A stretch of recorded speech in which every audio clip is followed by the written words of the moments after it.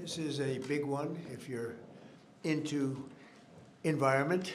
This is about as big as it gets, they tell me, and it's an honor to be here with a terrific person who's worked so hard on this and some other terrific people. Thank you very much.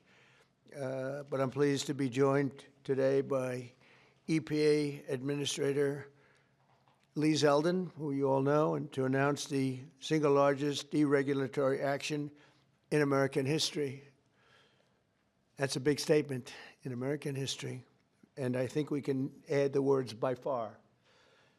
Under the process just completed by the EPA, we are officially terminating the so-called endangerment finding, a disastrous Obama-era policy that severely damaged the American auto industry and massively drove up prices for American consumers. Prices went up incredibly for a worse product.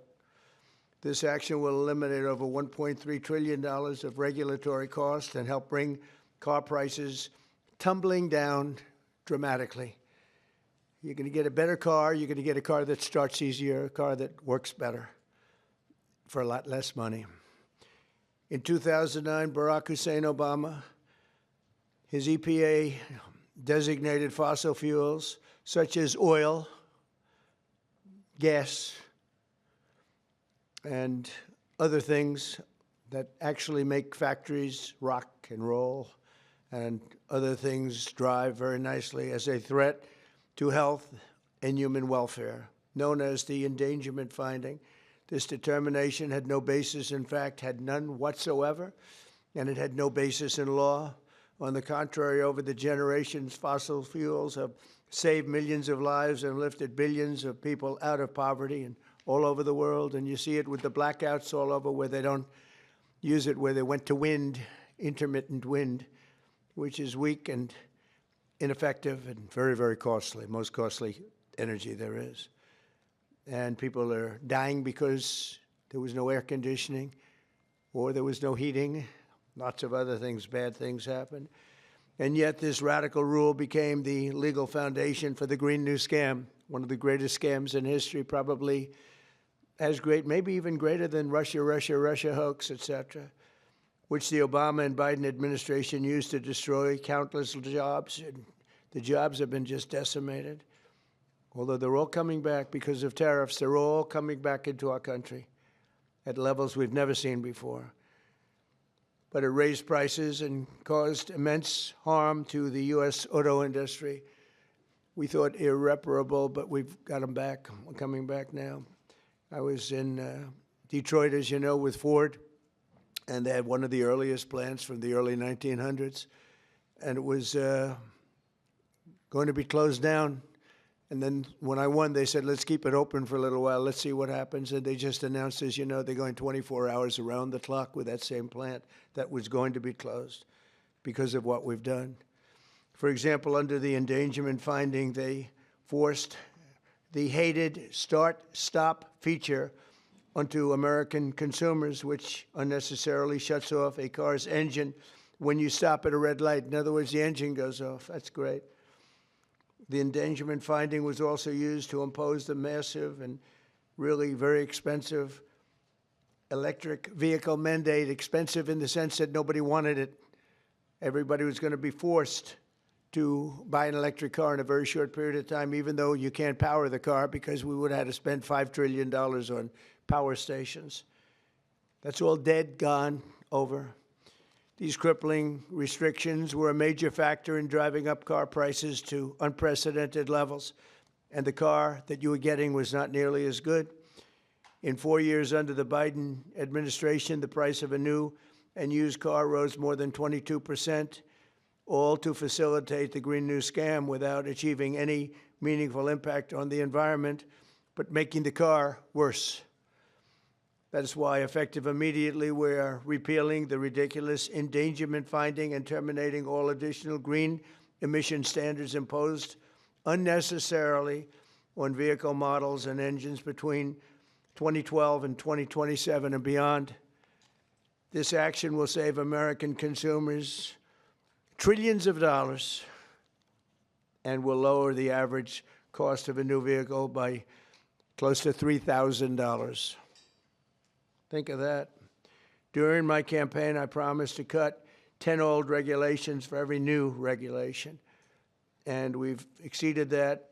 We've instead done it, 10 regulations. We were able to cut 129, so now we cut 129. So think of that. I promised to cut 10 old regulations for every new one, but we did more than 10. We did 129. It's something, nobody can even believe it. So we did a lot of regulation cutting in the first administration, a record, nobody even close to it now. We're actually exceeding it in this administration. The biggest one yet that we've done is happening right now. So perhaps no industry has benefited more from our historic deregulation campaign than the U.S. auto industry. We canceled the EPA's absurd, just totally absurd, tailpipe emission standards, which was a disaster for automobile manufacturing, and revoked Biden's emissions waiver that would have allowed California to regulate automobiles for the entire nation. And they're crazy out in California. They have nothing but trouble out there, as you know. That's why people are leaving in record numbers. I also ended Joe Biden's extreme CAFE emission standards, saving the average American consumer much more than $1,000 when they buy a new car. But now we're talking about close to $3,000.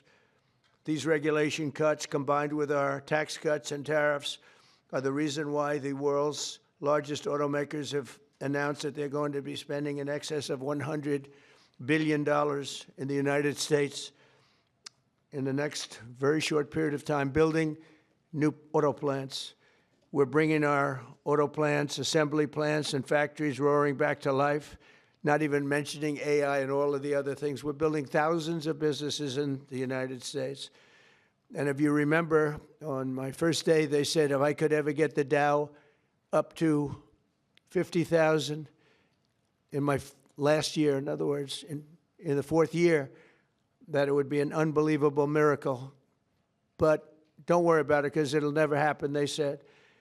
And if I could get the S&P up to 7,000, they said in the fourth year, they said it will never happen. Let's not even talk about it. I have things. Let's not even waste our time talking about it. Well, at the very end of my first year, the Dow hit 50,000. Now it's over 50,000. And 3 days before that, the S&P hit 7,000. So we didn't have to wait till the end of the fourth year. We just waited till the end of the first year.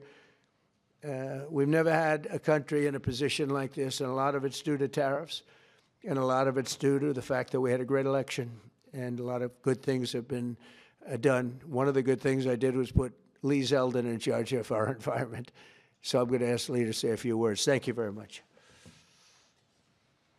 Thanks, Lee. Thank you, Mr. President. This is a big deal. Under President Trump's leadership today, the Trump EPA has finalized the single largest act of deregulation in the history of the United States of America. Referred to by some as the holy grail of federal regulatory overreach, the 2009 Obama EPA endangerment finding is now eliminated. This action will save American taxpayers over $1.3 trillion. What that means is lower prices, more choices, and an end of heavy-handed climate policies.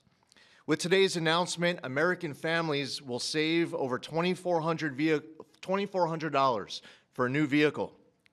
16 years ago, an ideological crusade within the Obama administration set off the most costly regulatory power grab our country has ever experienced. The 2009 Obama EPA endangerment finding led to trillions of dollars in regulations that strangled entire sectors of the United States economy, including the American auto industry. It claimed new powers over the vehicles we drive, even though the best reading of the Clean Air Act clearly states otherwise. The Obama and Biden administrations used it to steamroll into existence a left-wing wish list of costly climate policies, electric vehicle mandates, and other requirements that assaulted consumer choice and affordability. And who paid the biggest price? Hardworking families, small businesses, millions of Americans who just want a reliable, affordable car to get to work, take their kids to school, or go to church on Sunday. The endangerment finding and the regulations that were based on it didn't just regulate emissions. It regulated and targeted the American dream. And now the endangerment finding is hereby eliminated, as well as all greenhouse gas emission standards that followed. The red tape has been cut. Manufacturers will no longer be burdened by measuring, compiling, or reporting greenhouse gas emissions for vehicles and engines. And the forced transition to electric vehicles is eliminated. No longer will automakers be pressured to shift their fleets towards electric vehicles, vehicles that are still sitting unsold on dealer lots all across America. And as a cherry on top, we are ending the federal government's push to get manufacturers to install that Obama switch, the almost universally despised start-stop feature. There will be no more climate participation trophies awarded to manufacturers for making Americans' cars die at every red light and stop sign. It's over, done, finished. Under President Trump's leadership, vehicle manufacturers can once again build what Americans want, not what politicians and bureaucrats in Washington demand. President Trump campaigned on reviving the auto industry, and he continues to deliver win after win after win, ending electric vehicle mandates, getting rid of the Biden CAFE standards with Secretary of Transportation Sean Duffy, and securing massive new U.S. manufacturing investments and all of the jobs that come with it. Affordable cars mean opportunity. That means jobs, healthcare, education, and mobility, especially for working families and rural Americans who rely on their vehicles every single day. And this isn't just about making the American economy boom. It's also about restoring the rule of law, a fundamental principle of our great republic. For years, unelected bureaucrats twisted the Clean Air Act into something it was never meant to be. The Obama administration twisted itself into some kind of mental pretzel to invoke authority it didn't have and to sidestep Congress. They claimed that 6 greenhouse gas emissions from vehicles, some of which aren't even emitted from vehicles and trucks, contribute some amount above zero to global climate change, what they said endangered public health. But their wild web of mental leaps isn't prescribed in federal statute. The Obama EPA's house of cards upended the best reading of the Clean Air Act, as well as 50 years of EPA precedent on what constitutes regulable air pollution. In the 16 years that intervened, the Supreme Court has established clear precedent in Loper-Bright Enterprises and West Virginia versus EPA. And in light of these Supreme Court decisions and other developments, upon his swearing in last year, President Trump immediately tasked on day one submitting requirements, recommendations, research on the legality and continued applicability of the 2009 endangerment finding. And at Trump's speed, he wanted that research and recommendation turned around instantly. We looked at the Clean Air Act. We looked at what the highest court in the land had said, and we used a very simple metric. If Congress didn't authorize it, EPA shouldn't be doing it. Congress never voted for these climate mandates inside of Section 202 of the Clean Air Act. If Congress wants EPA to regulate the heck out of greenhouse gases emitted from motor vehicles, then Congress can clearly make that the law, which they haven't done for good reason. Today, we dismantle the tactics and legal gymnastics used by the Obama and Biden administrations to backdoor their ideological agendas on the American people. Following the plain language of the law, we have now realigned EPA's rulemaking to reflect the Clean Air Act exactly as it is written and as Congress intended, not as others might wish it to be.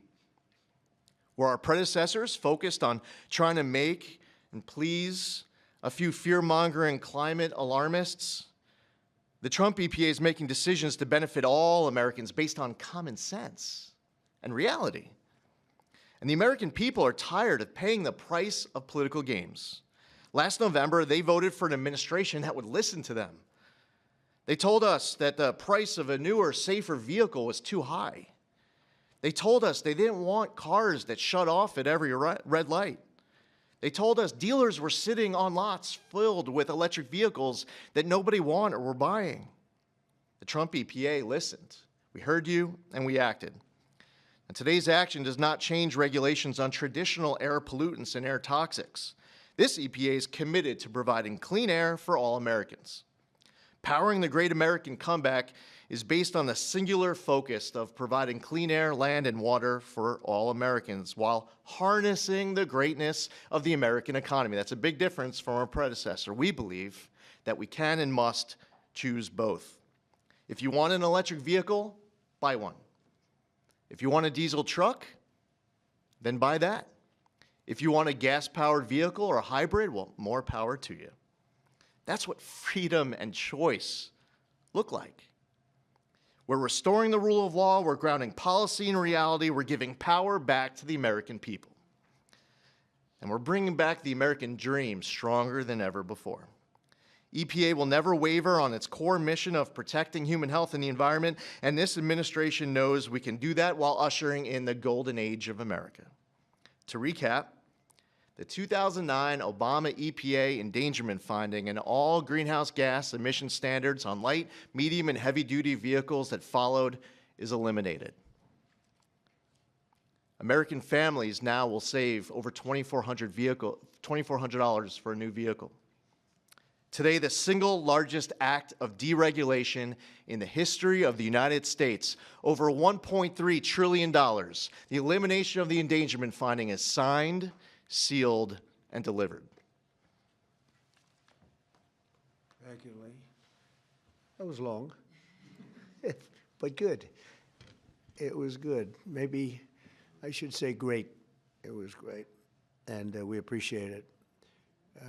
Would you have anything to say, Russ? Please.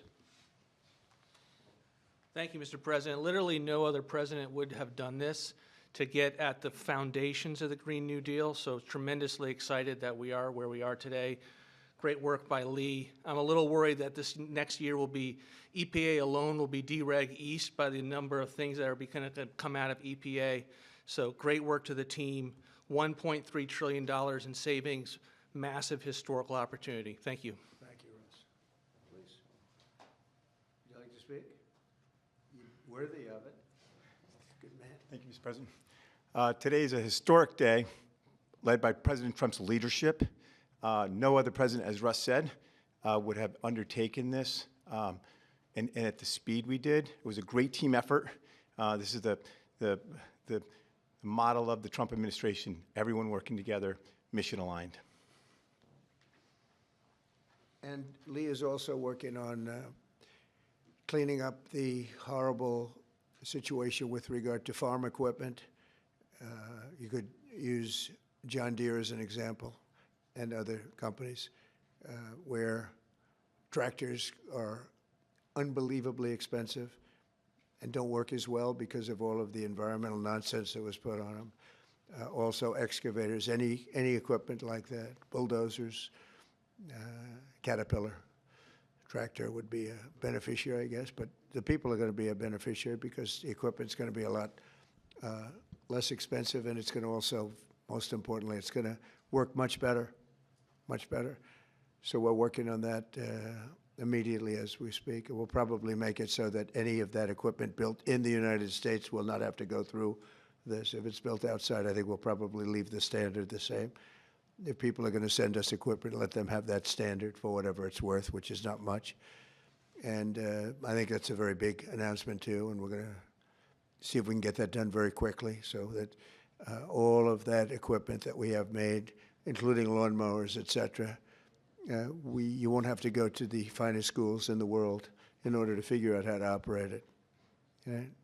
So any questions, please? President Trump, thank you for this. And after this much-supported move to roll back the former EPA's endangerment finding, what additional steps do you plan on taking to scale back what many are calling climate industry scams? Specifically, and Secretary Zeldin knows about these wind turbines they're trying to bring to New York. Judge is allowing them to be rebuilt right near your hometown in Jamaica, Queens. They're being called a national security threat for air traffic coming into the airport. What could you do to make sure these things don't destroy the environment? Well, we're trying to make sure it doesn't happen, and basically stopped all windmills in this country. It's the most expensive energy you can get. They're all made in China, a little bit in Germany, but mostly in China. And we're putting them all over our fields and ruining the fields and killing the birds and all of this. And the environmentalists say they like them, but they really are a tremendous eyesore. They ruined. Europe has gone, as you know, Europe isn't even recognizable anymore between immigration and because of, environmental things like the windmills, which are taking over. The people hate them. The energy is by far the most expensive. And we're fighting very hard to make sure that they don't get built. I hope we don't have one built during my administration. We inherited some contracts where they've gone down the line a little bit. We're trying to terminate them for a lot of different reasons. One of the reasons, as you had mentioned, it's endangerment for the military. It's also endangerment for airliners. So we're trying to take care of those situations now. They should have never been allowed in the first place. Yeah, please. Thank you so much for taking Sure. questions. What do you tell Americans who are concerned that the $1.3 trillion in savings does come at a cost to public health and the environment based on science? I tell them, don't worry about it because it has nothing to do with public health. This was all a scam, a giant scam. This was a ripoff of the country by Obama and Biden. And let's say Obama started it and got it rolling.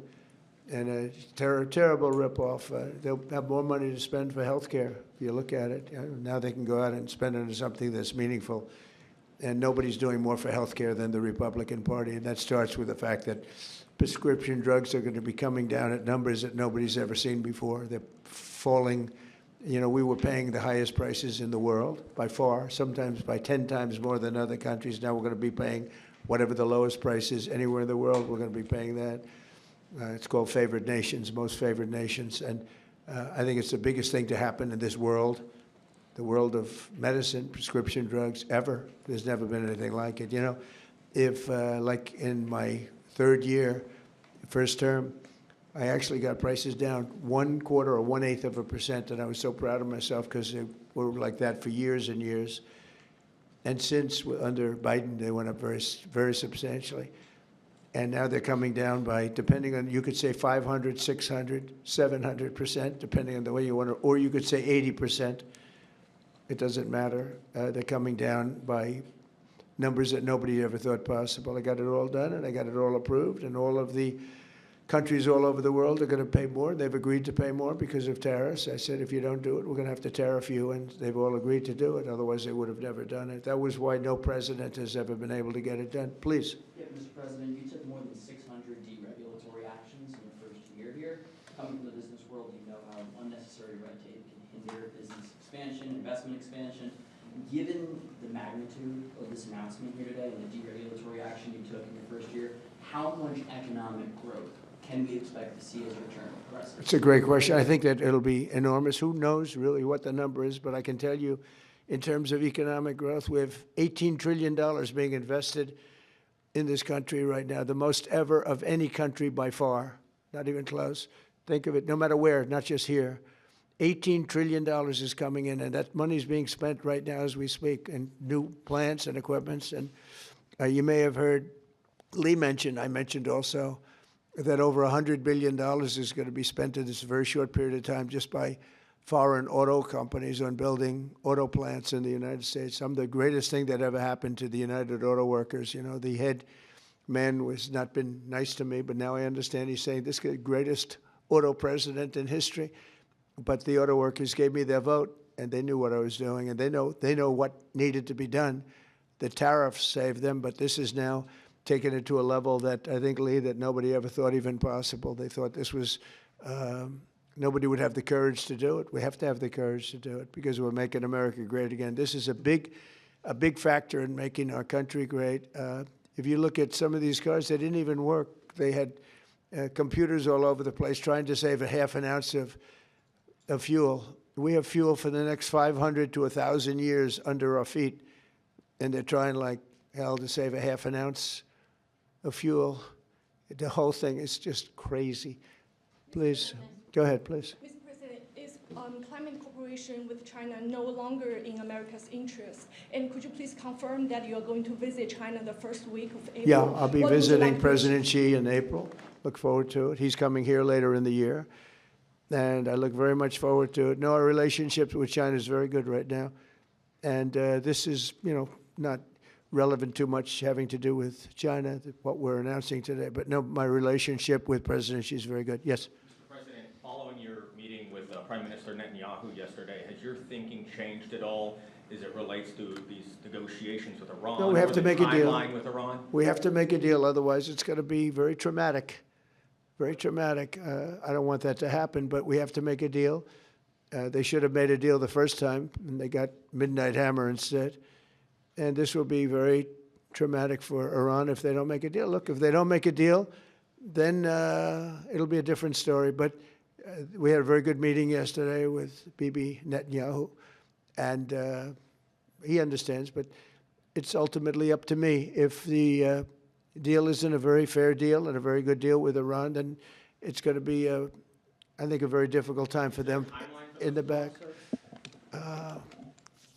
I guess over the next month, something like that. Yeah, it shouldn't take, it should happen quickly. They should agree very quickly, yeah. Mr.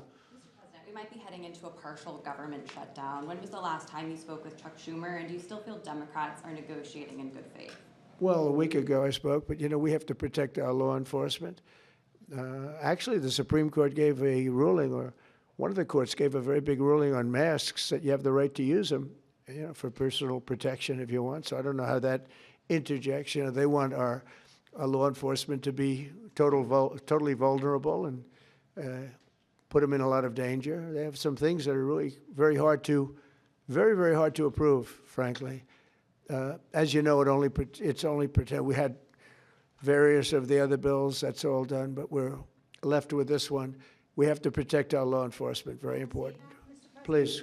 Why does Prime Minister Netanyahu want you to stop negotiating with Iran? You're saying stop entertaining, stop talking to them? Didn't say that, we didn't discuss that. I'll talk to them as long as I like, and we'll see if we can get a deal with them. And if we can't, we'll have to go to phase 2. Phase 2 will be very tough for them. I'm not looking for that. Mr. President, there are currently 0 Israeli hostages left in Gaza because of you. Thank you for that. Thank you. And now that the war is ending in Gaza and Israel, I wanted to ask, do you believe Bibi bears any responsibility for the security failures that we saw on October 7th? Well, October 7th was a rough time, and I guess everybody's responsible. It's yet to look, but it was a terrible attack. It was a sneak attack. It was as violent as unfortunately, I've seen some of the results at levels that probably even you, good reporter, but probably you haven't seen. It was a horrible thing that took place. People were surprised. It was a surprise attack. Nobody saw that coming. He didn't see it coming. Nobody else would have seen it coming if they were in his position, I don't believe. But I can tell you he's been a very good wartime prime minister. He's been very strong. We've worked with him very well. We had tremendous success with Iran and everything else we've done. And he really has been. He's been, extraordinary as far as a wartime prime minister. Not easy. And, you have a president that refuses to give him a pardon. I think that man should be ashamed of himself.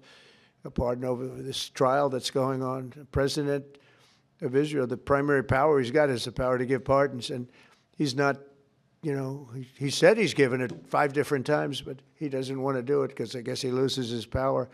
I think the people of Israel should really shame him. He's disgraceful for not giving it. He should give it. But Bibi's been a great wartime prime minister, and I've been the best friend to Israel I think that they've ever had. A lot of people say beyond precedents that they've ever had, and we will continue to be. Yes, ma'am. Mr. President, voter ID polls very well nationally. Even the majority of Democrat voters want it. Right. So why do you think Senate Democrats are resisting the SAVE Act, and what is your strategy and realistic pathway to getting the SAVE Act passed to ensure free and fair elections for the next generation? It's such a great question. I appreciate it, actually, because it's called the Save America Act. We've changed the name. It's the Save America Act, and the Democrats are against it. I heard one of them saying, we will stop the Save America Act. No, we're trying to save America. And it has to do with largely voting. And basically, it's got 3 very simple points. It's got voter ID, photo ID, but voter ID with a photo, right? It's got the confirmation of U.S. citizenship. You have to be a citizen. So you have a vote, you have an ID. That's about a 99% one, and I think 90% with Democrats. Then you have confirmation U.S. citizenship. That's about a 99% one with Republicans, about 86% with Democrats, except Democrat politicians because they cheat on elections. And then you have no mail-in ballots. And there would be no mail-in ballots, very important. You know, we're the only country in the world that does a system like we do. We're the only country in the world that has mail-in ballots. The way we do this is unbelievable. It guarantees cheating. So it's no mail-in ballots with the exception of disability, illness, military, or if you're traveling, you can get an exemption. You know, if you happen to be out of the country for a good reason, you can have an exemption. So with exceptions, it's no mail-in ballots, and that will assure the security of our crooked elections. We have crooked elections, yeah. Mr. President, have you fired or disciplined that staffer who posted the video from your account that included the Obamas? No, I haven't. That was a video on, as you know, voter fraud, and fairly long video, and they had a little piece and had to do with the Lion King. It's been very well, it's been shown all over the place long before that was posted. But that was a very strong, and I'm sure you saw it, a very strong piece on voter fraud, and the piece that you're talking about was all over the place many times, I believe for years. Yeah, please.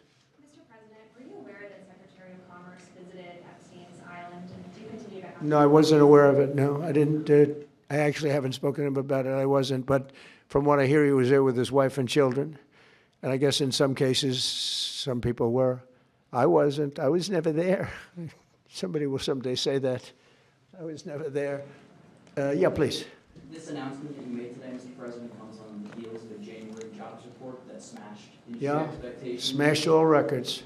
And a big feature of that was you reprivatizing the economy, an economy that was bloated with federal employment under the previous president. What's your message to Americans following this jobs report that smashed industry expectations? Is this just a sign that the best is yet to come? Thank you. The jobs report's amazing in certain ways because we have tremendously fewer federal employees, way down. And now I could have left them and added to what we did, and we would have had almost 100% employment. I could have gotten a great kick out of the fact that we're 100% employed, but we got rid of tremendous numbers of federal workers, and they hated me for it. Now they love me because most of them have gotten jobs in the private sector for 2 and 3 times more money than they were being paid by the federal government. We had some jobs where you had 10 workers for one job, 10 workers for a job that one person should be doing. And we've gotten rid of a lot of those jobs. And by getting rid of them, these people became available to work in the private sector. And as you know, the numbers are incredible. So the job numbers are incredible. The financial numbers are beyond belief. Again, they thought it couldn't be done in 4 years, and I did it in 1 year. And the numbers you're going to see is these, I don't know if you notice also construction numbers, the jobs for construction workers. You know why? Because they're building plants all over the United States. That's why. And when these plants open in a year from now, some sooner, some a little bit later, but when these auto plants, AI plants, and thousands of other types of plants, when they open over the next period of a year, year and a half, you're going to see numbers like we've never seen before in this country. Thank you very much, everybody. Thank you.